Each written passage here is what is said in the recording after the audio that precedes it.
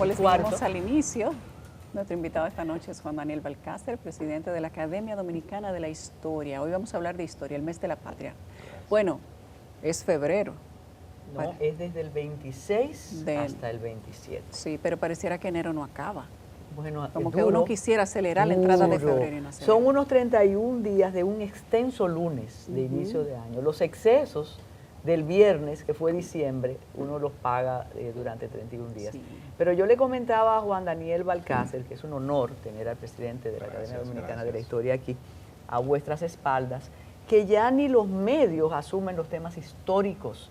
Y nosotros no nos estamos dando cuenta de cómo se nos está escapando de las manos el patriotismo, que ya se escucha como una antiguaya. No se puede ser patriótico, no se puede amar el terruño, no está de moda.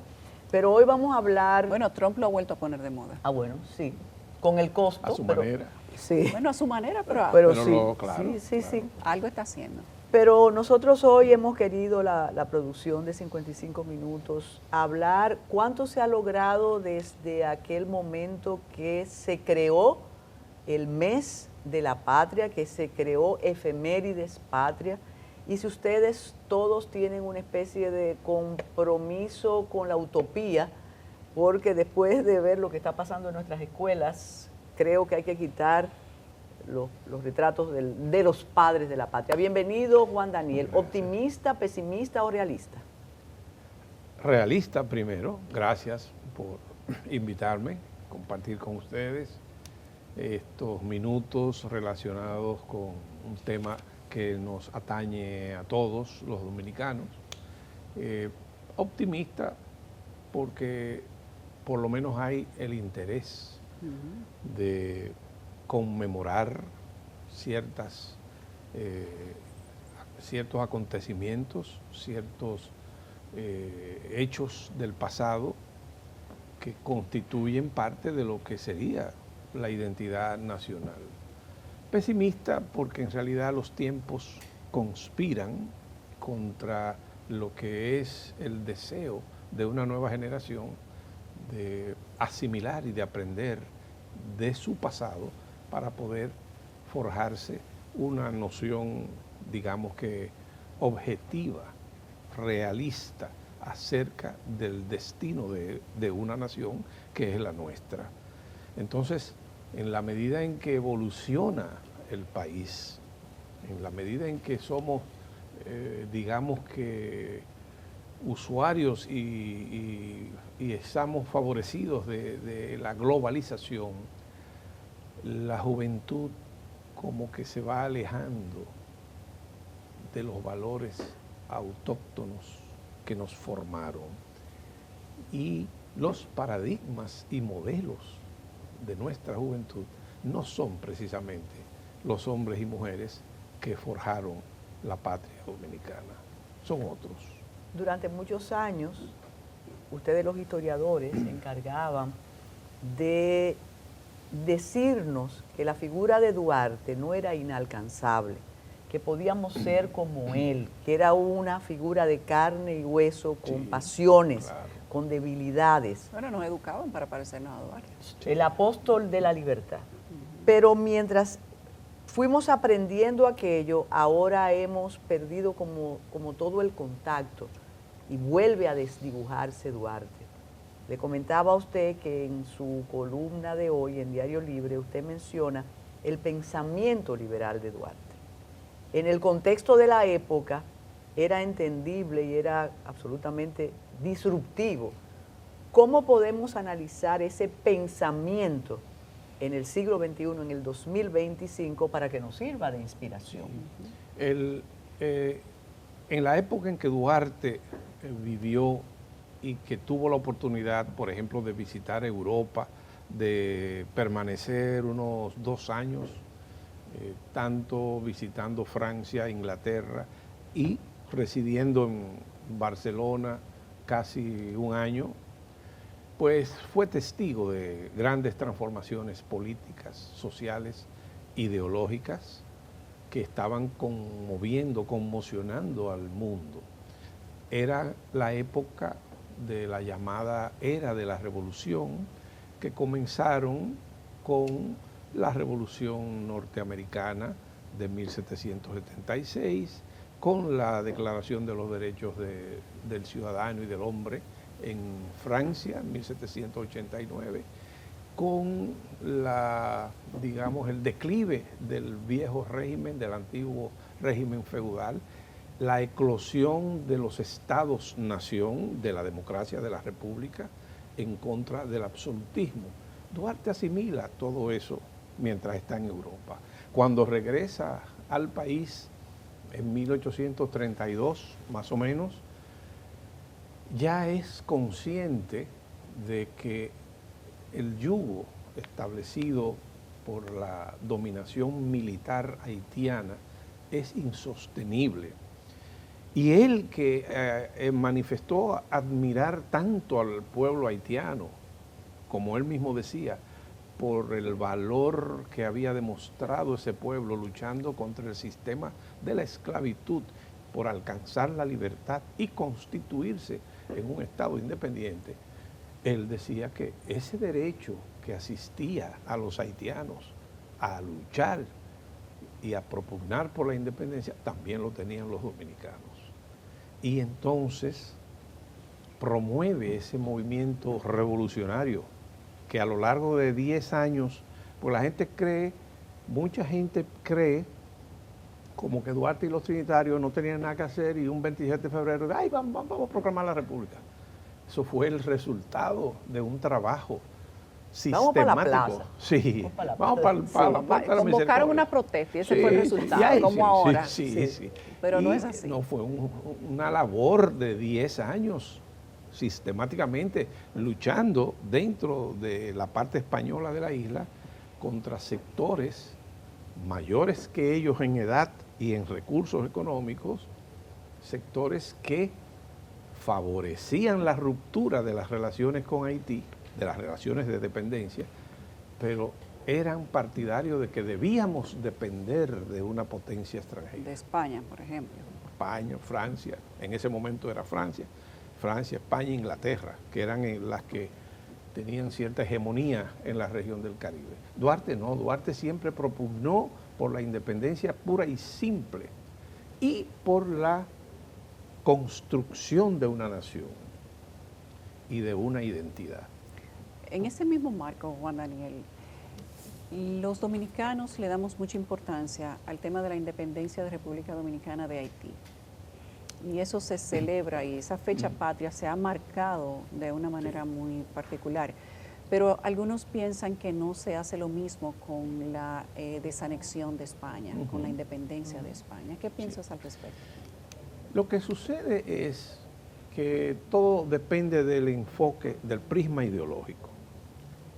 Nuestra independencia, la que debió ser la verdadera independencia de los dominicanos, fue la de José Núñez de Cáceres. La del 21. De 1821, que se frustró precisamente por la ocupación militar, entiéndase bien, por la ocupación militar haitiana. Hay quienes dicen que fueron llamados, que sí, bueno, había una minoría consubstanciada con el sistema de gobierno haitiano y además tenían relaciones comerciales, como ahora, que hay quienes se benefician del comercio bilateral y bueno, y favorecen una serie de medidas que quizás atentan contra la integridad del Estado, de la nación. La independencia de Núñez de Cáceres, que los historiadores han tipificado de efímera por lo poco que duró, pero es un error decir que Núñez de Cáceres proclamó la independencia efímera. Nadie proclama una independencia, proclamó la independencia. Él no sabía que iba a ser efímera. Y fracasó. Ni planificó que fuera efímera. Entonces debió ser la primera, pero no lo fue. Y entonces Duarte y su generación retoman ese legado. Pero además se dan cuenta de que es posible. Pero claro, y llevan a cabo ese pronunciamiento. Entonces, la independencia de 1844, y aquí traigo... No hablas de separación, hablas de independencia. No, para Duarte y los trinitarios, el término separación significaba simplemente romper los vínculos de dependencia, porque se supone que tú estás unido a algo y te separas. Pero el propósito era independencia pura y simple. Los conservadores de la época creían que era posible separarse, pero que teníamos que estar subordinados a Francia, a España o a Inglaterra. Esa era la diferencia entre los liberales duartianos y los conservadores. Entonces, para terminar con la pregunta de Yulisa, quienes quieren atribuirle a la restauración una significación mayor que el movimiento independentista, yerran, incurren en un error conceptual e histórico. Porque fíjate cómo es que se llama ese movimiento, restauración. Ahí se recuperó algo que ya existía. Y los líderes políticos de ese movimiento bélico contra España eran neoduartistas, buscaban que, si hubiese sido diferente, le hubiesen puesto un nombre distinto al Estado. Fue el mismo, ellos restauraron República Dominicana, que dejó de existir desde 1861 hasta 1863, aunque la guerra duró 5 años, casi 4. Lo que pasa es que los restauradores, desde que se proclamaron, desde el grito de Capotillo en el 63, establecieron un gobierno con asiento en Santiago y ese gobierno se consideró restaurado y todas las disposiciones, decretos, resoluciones de ese gobierno figuran en nuestra colección de leyes y ya era República Dominicana en el Cibao. En el sur y en Santo Domingo estaba en poder de los españoles. Pero entonces, como si fuera un Estado federado, funcionábamos. Si en el Cibao había una actitud, en el sur bueno, otra. No, los españoles conservaban el control de los principales puertos marítimos, Santo Domingo, Montecristi, Puerto Plata y sobre todo Azua. Es decir, como el poder militar era naval básicamente y el ejército, esos puntos estuvieron en manos de los españoles. Santiago y todo el Cibao en manos de los restauradores y poco a poco la guerra se fue expandiendo por el sur hasta que después llegó hasta un lado del este y los españoles reconocieron. O sea, que fueron ganando poco a poco. Se fue expandiendo. Estrategia. Sí, claro, estrategia. claro. Juan Daniel, la identidad nuestra en el 21, con la independencia efímera, y luego con la invasión, la ocupación, que deja caer que algunos dicen que fue pedido, pero hubo una entrega de llaves. Sí, entonces, nosotros éramos y nos sentíamos como dominicanos en el 22. Sí, claro, pero éramos ya, se usaba el otro apellido, decían dominicanos españoles, porque nos sentíamos más unidos a España, cultural y lingüísticamente, que a cualquier otro. Bueno, no teníamos por qué sentirnos ¿Vinculado unidos al tema del descubrimiento? No. Primero, ¿por qué la costumbre de sentirse españoles? Porque éramos españoles, descendientes de españoles, y además se daba el caso de que al Francia establecer en la parte occidental una colonia y mantenerse en lucha permanente contra la parte española, porque el deseo de Francia era dominar la isla entera, entonces la isla, que siempre se llamó Santo Domingo, y que todavía hoy, conforme a nuestra Constitución, se llama Santo Domingo. La isla. La isla, aunque los haitianos en su Constitución dice que se llama Haití, la isla Santo Domingo, de domingo es que deriva el gentilicio dominicano. Todo el que nacía en Santo Domingo se llamaba dominicano desde el siglo XVII. Ahora, una cosa es ser... dominicano nació de ser el gentilicio de Domingo. Sí, Pudo haber sido otro el gentilicio, más feo también. Pudo haber sido, pero Pudimos haber sido domingueños. claro. ¿Y cómo le decían a los esclavos que nacían en Saint-Domingue, que era el Santo Domingo francés? No sé, pero no le decían. Haitiano no era el gentilicio que se usaba. La visión del otro lado, hay un documento interesantísimo que cuando se entera el jefe militar haitiano de lo que está pasando con la separación, nos dice parricidas y malagradecidos. Sí, porque... ¿Qué pensaban ellos? ¿Que nosotros éramos parte? Claro, nosotros, gústenos o no, desde 1822 hasta 1844, los dominicanos fuimos parte integral del gobierno haitiano. Que no nos sintiéramos haitianos es otra cosa. Y pudimos resistir 22 años sin sentirnos del otro lado. Sí, claro. Con el dominicano no hay quien puede, eso viene desde esa época. Pero todo apuntaba a que podía ser absorbida culturalmente la comunidad. Para comenzar, en 1822 éramos 80,000 habitantes nada más. Nada. Bueno, entonces, esa comunidad étnico-cultural que conformaban los dominicanos españoles conservaron sus tradiciones y sus raíces.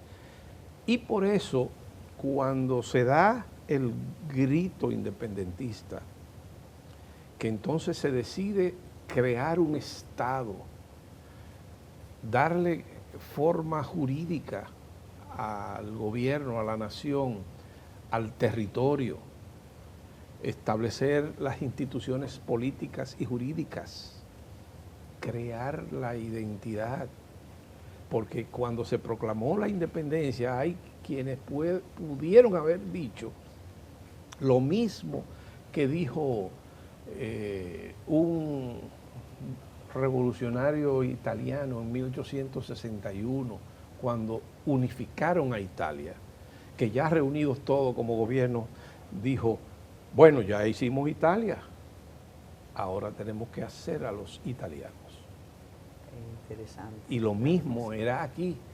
Bien, tenemos República Dominicana, ahora hay que hacer a los dominicanos, entendiendo esa expresión como la identidad nacional. Construir la identidad de la gente. Construir la identidad. Pero y eso se todavía construye, estamos en eso, ¿verdad? Sí, con educación, enseñanza de la historia, con los medios de comunicación que no existían, con un sistema jurídico, un ordenamiento jurídico, una constitución. O sea, un trabajo que no se termina. Y justamente de eso quería preguntarte. Exacto. ¿Cuál es la relevancia que tiene la construcción de la identidad nacional respecto del mes de la patria? Cuando justamente Carmen te decía, se habla menos de los días patrios, se habla menos de Juan Pablo Duarte. En las escuelas podría ser mejor la enseñanza de la identidad patria. ¿Tú sientes que se ha ido perdiendo, que tenemos más desafíos? ¿Qué es lo que pasa en el mes patrio respecto de la identidad nacional? Lo primero que tenemos que tomar en cuenta es la enseñanza de la historia patria, de lo que antes en mi generación llamábamos historia patria. Pero ¿cuál es la versión? Porque todos los años como que hacen algunos cambios. Bueno, lo que sucede es que cada vez que pasan nuevos ministros, hay cambios en el currículum. ¿Pero tú crees que el currículo de historia debería tener cambios? No debería, pero fíjate, ya no existe la enseñanza de la historia como asignatura propiamente dicha. Ciencia social. Ahora se llama sociales. Y en sociales se da de todo, y de todo lo que se da hay historia dominicana. No quisimos creer eso, antes de una interrupción, porque está respondiéndole a Yulisa. Pensábamos que era parte de esos grupos que le decimos que son ultranacionalistas y que hicieron mucho daño, y no nos detuvimos. Pero tenían la razón. Absolutamente. Sí. Yo no lo creía. Pero eso no es exclusivo de República Dominicana. Y aquello de la construcción del nuevo orden mundial se está reflejando en el tema del manejo de la historia. Bueno, no le da tiempo al profesor en el aula a cubrir todos esos temas. En verdad, si ustedes toman un libro sociales, se van a dar cuenta que hay una cantidad muy valiosa de información. Pero de cosas inclusive erróneas. Hay hasta informaciones que son perturbadoras. Aquí tenemos un libro de sociales que dice que Colón descubrió México. Aquí tuvimos que hacer un programa especial para sacar todas las ideas incorrectas, los temas incorrectos y los datos históricos que tienen los libros de ciencias sociales en República Dominicana. Y les puedo asegurar, porque ahora precisamente la Academia Dominicana de la Historia, junto con otras academias y con universidades, participamos en un proyecto con el Ministerio de Educación para redactar los textos no solamente de historia, de matemática, de física, de biología. En cuanto a nosotros, fue de lenguaje, la Academia de la Lengua, etcétera, etcétera. Nosotros nos ocupamos de la parte, y el Archivo General de la Nación, de la parte histórica y geográfica, que hay una... Y puedo asegurarles que hay un esfuerzo. ¿Se está tratando de mejorar? Pero claro, ahora también la enseñanza de la historia escolar difiere mucho de la historia académica, porque en las escuelas a escala universal hay que regirse por mallas curriculares, por programas de contenido que diseñan los ministerios de educación en todo el mundo, no es un invento dominicano. Entonces imagínense que en un párrafo hay que explicarle acontecimientos muy complejos al estudiante según el nivel. Pero yo no quiero traer un pensamiento atrasado y conservador a la mesa en esta época de retrocesos, avances y progresismo. Y wokismo. Pero ¿por qué lo hemos complicado tanto si mi generación se aprendía, casi es una provocación, se aprendía el texto de Bernardo Pichardo, de Jacinto Gimbernard, después vino aquella epifanía de Fran Moya, que era mucho más... Daniel de los Santos, Danilo de los Santos. Danilo y Valentina. Óyeme, ese es un texto que tú lo puedes leer tranquilamente y aprende. Entonces, como una novela. Exacto. No, y no era solamente el libro de texto, era que te mandaban libros específicos de historiadores dominicanos que te hacían, inclusive, coger un poco de amor a la historia. Exacto. Y yo te estoy hablando de la formación en un municipio. Influía mucho también el profesor, el docente, también influía mucho. Y yo recuerdo en mi generación, en mi época, que teníamos libros de historia, libros de geografía, libros de matemáticas, libros de todo. Para cada asignatura había un libro. Ahora no, ahora hay un libro donde está condensado todo. Eso funciona para... Según los expertos... Para la historia, según para el los expertos país. en pedagogía, funciona. Nosotros tenemos el inconveniente en la cuestión de historia, que mencioné la historia escolar. La historia escolar es la que se enseña en los planteles, que no puede salirse del programa curricular y de los contenidos que hay que enseñar. Y tiene que ser diferente a la otra historia, la escolar. Es una adaptación de la historia académica. Tú tomas, por ejemplo, ¿qué te digo? El ajusticiamiento de Lilis o el ajusticiamiento de Trujillo. Bueno, hay libros y libros y libros que estudian ese acontecimiento. Pero tú tienes que enseñar eso en 2 párrafos al estudiante. El estudiante entonces confronta el problema con su profesor, que además el profesor le transmite en función de su autoridad contenidos que no necesariamente están de acuerdo con el autor del libro. Van a su casa y sus padres tienen también otra visión y quizás influidos por lo que se llama la historia popular. Y cuando llegan a la academia, a la universidad, entonces tienen otra. Por eso decía una vez me dijo un alumno a mí, profesor, explíqueme, ¿por qué Colón es un héroe en La Madre Maestra y es un bandido en la UAS. Me encanta. ¿Por qué preguntan, inclusive los técnicos nuestros aquí te preguntaban al inicio, por qué Sánchez y Mella no tienen un día no laborable y no se le da el mismo reconocimiento? No queremos despedirnos de muchas cosas. Sí. A mí me parece... No es injusto eso. a mí me parece que, no sé, hubo una época en que había tantos días no laborables que fueron eliminados. Y Pero yo no recuerdo. ¿No le quitó sentido eso? Lo que sucede es que los padres de la patria se sienten, a mi modo de ver, representados tal vez en Duarte. Fíjate, ahora el mes de la patria. Entonces debería ser día de Duarte, Sánchez y Mella. Exacto, pero no son iguales, dicho sea de paso. O uno solamente. Exacto. Sí. Tenemos que hacer un taller con Juan Sí, Daniel. sí. Aquí yo siempre he sostenido que ha habido una cuestión de un complejo edípico respecto del padre. Por eso tenemos 3. Sí. Aquí hay un complejo edípico colectivo y no solamente 3, porque hay insatisfacciones con los 3. Con Luperón. Hay sí. quienes quieren a Luperón Sí. y en la era de Trujillo alguien se inventó un padre de la patria nueva También. porque no se podía equiparar y hay una serie de divisiones. Lilis decía que aquí cada quien tiene el santo de su devoción. Y que no Todo le muevan mundo- el altar. Todo el mundo tiene un santo de devoción. Mira, ¿por qué el himno no debe interpretarse entero? Yo soy partidario de que no se interprete qué? entero. Pero el presidente lo dispuso en el 2020. No pero le lo hicimos ca- caso. pero Por cambió. largo. No se está cumpliendo. No. Cambió, primero, muy largo. Exacto. Segundo, la ley de símbolos patrios dice que en actos oficiales solo se interpretan las 4 primeras estrofas. Lo dice la ley. La ley. Pero más que la ley está la historia. Nosotros nos regimos por un canon de padres, de 3 padres de la patria.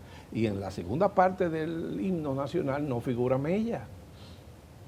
También. Entonces, ¿qué vamos a hacer? Hemos sido medio ingratos entonces con los padres de No, la patria. porque cuando se compuso el himno, en 1883, no existía la tríada Duarte Sánchez Mella. Y comenzaba a hablarse de Sánchez y Duarte y de Duarte y Sánchez porque había un debate.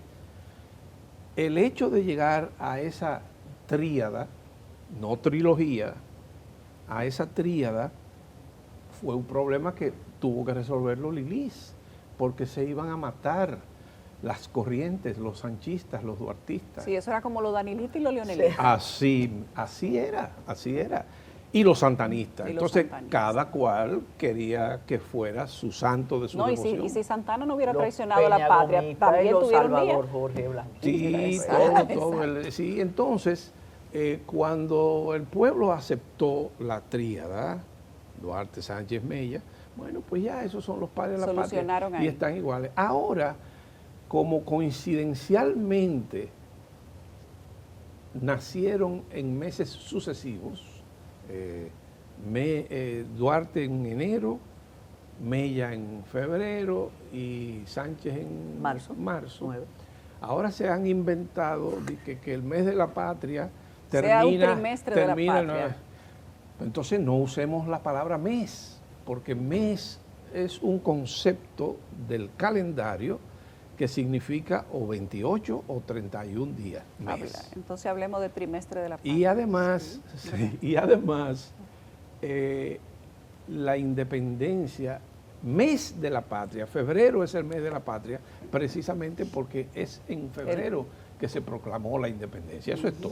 A nosotros Eso es lo no- principal. Nos han dicho que ya tenemos que despedirte, pero vuelve Qué y pena. vuelve. Caemos otra vez. en otro Claro, problema. y hay algo que se quedó para preocupación nuestra y de quienes nos están mirando, que el presidente de la Academia Dominicana de la Historia ha dicho ajusticiamiento tanto de Ulises Ceró como de Rafael Leonidas Trujillo Molina. Eso yo quisiera discutirlo con él, pero será esta noche que ya tenemos casi que irnos. Muchísimas gracias, Gracias a Juan ustedes, Daniel. gracias. Qué Qué bueno, gusto ¿no? tenerte aquí. Tenemos que hacer una pausa. Ya venimos.